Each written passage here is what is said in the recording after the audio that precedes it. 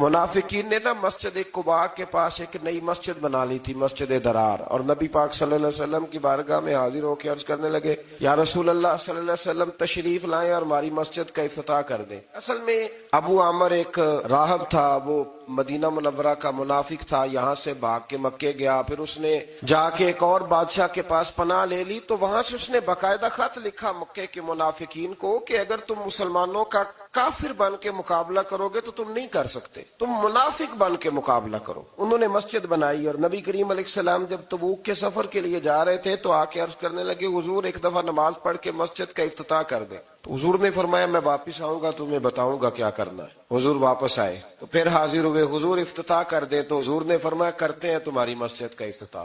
حضور نے مولا علی رضی اللہ تعالیٰ عنہ اور کچھ اور صحابہ کی ڈیوٹی لگائی، کہا ذرا مسجد کا افتتاح تو کرو۔ وہ افتتاح کرنے گئے تو پہلے مسجد کو گرایا، پھر اس کی بنیادوں کو اکھیڑا، اور پھر اس کی بنیادوں کے اندر آگ جلائی۔ فرمایا یہ مسجد نہیں، یہ مسجد درار ہے، تفریق ڈالنے کے لیے بنائی۔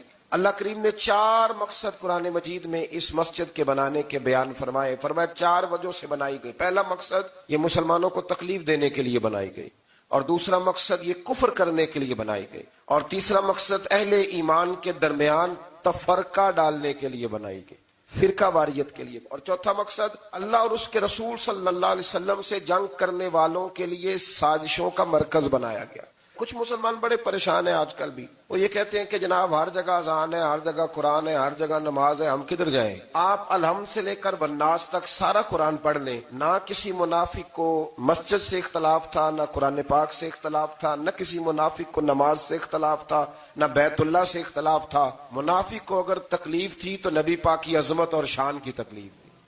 وہ ایک درویش تھے، انہیں حضرت مسکی کہا جاتا تھا، خوشبو ہی بڑی آتی تھی، خوشبو والا بابا مشہور ہو گیا۔ تو لوگ پوچھتے کون سی خوشبو لگاتے ہیں؟ فرمایا چھوڑو، جب لوگ بڑے اکٹھے ہوئے تو بابا جی کہنے لگے میری جوانی کا واقعہ، میں سونا بڑا تھا، کپڑے کی دکان پہ کام کرتا تھا، ایک عورت کپڑا لینے آئی تو اس کی نیت مجھ پر خراب ہو گئی، امیر عورت تھی، کسی طریقے مجھے گھر بلا لیا اور دروازے بند کر کے تو میرے ساتھ منہ کالا کرنا چاہتی تھی۔ میں نے پورا زور لگایا، جو حربے وہ استعمال کر سکتی تھی اس نے کیے۔ شیخ فرمانے لگے کہ جب چاروں جانب میں سمجھ گیا کہ یہ چھوڑے گی نہیں تو میں نے اسے کہا مجھے پیشاب آیا ہے، پخانہ کرنا ہے۔ واش روم میں گیا تو پخانہ کر کے میں نے اپنے جسم پہ مل لیا۔ اس کی طرف آیا تو کہنے لگی تو پاگل ہے، اتنا گندا بندہ، نکالو اسے گھر سے باہر۔ کہتے ہیں میں نے پلٹ کے دیکھا اس کی طرف، میں نے کہا کمال ہے نا، میرا تو جسم گندا ہے، تیرا تو دماغ گندا ہے۔ آپ فرمانے لگے مسلمان نوجوانوں، میں وہاں سے نکل آیا پاگل بن کے، گند مل کے، اور جب میں آیا کہتے ہیں غسل کیا، گھر گیا، شکر ادا کیا، اللہ تیرا شکر ہے۔ رات کو میں سویا تو خواب میں حضرت یوسف علیہ السلام کی زیارت ہوئی۔ مجھے فرمانے لگے تو نے مصطفیٰ کریم کا امتی ہو کے وہ کام کیا ہے جو میں نے نبی ہو کے کیا تھا۔ فرماتے ہیں سینے سے لگایا، میرے جسم پہ ہاتھ پھیرا، لوگوں قسم اللہ کی میں نے کبھی خوشبو نہیں لگائی، پر جدھر جدھر جاتا ہوں میرے وجود سے خوشبو ہی آتی جاتی۔ آج آپ ایک ڈاکٹر کے پاس دوائی لینے جائیں، دوسرے کے پاس جائیں تو کہتا ہے اس کو تو پتہ ہی کوئی نہیں۔ ایک انجینئر سے آپ کو چیز ڈیزائن کریں، دوسرے کو دکھائیں تو کہتا ہے اسے تو پتہ ہی کوئی نہیں کسی چیز۔ مذاق بنایا ہوا ہے۔ آپ دوسرے کا مقام سمجھیں، وہ بھی ڈاکٹر ہے، آپ کسی اور کی بات کو بھی لیں، اس کے اندر بھی کوئی مرتبہ ہے۔ یہ کون سی دنیا ہے جس میں کوئی شے نہیں، بس میں ہی ہوں؟ اور سنو نا یار، یہ میرے نبی پاک کی شان ہے کہ کائنات میں نبیوں کے امام رسول پاک ہیں۔ اور کسی نے حضور سے کہا یا خیر البریہ، حضور نے فرمایا مجھے نہ کہو، یہ تو حضرت ابراہیم کا لقب ہے۔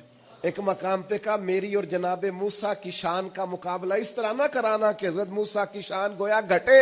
رسول پاک نے حضرت عیسیٰ کا مرتبہ بیان کیا، جناب یوسف کا مرتبہ بیان کیا، حضرت صدیق کی شان بیان کی، سیدنا فاروق کی عظمت بیان کی، حضرت عثمان کو حیا والا کہا، مولا علی کی عظمتیں بیان کی، نبی کریم علیہ السلام نے جناب عمار ابن یاسر کی شان بیان کی، ابو عبیدہ بن جراح کو امین امت کہا۔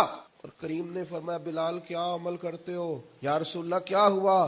فرمایا میں نے تو معراج کی رات جنت میں بھی تمہارے چلنے کی آواز سنی ہے۔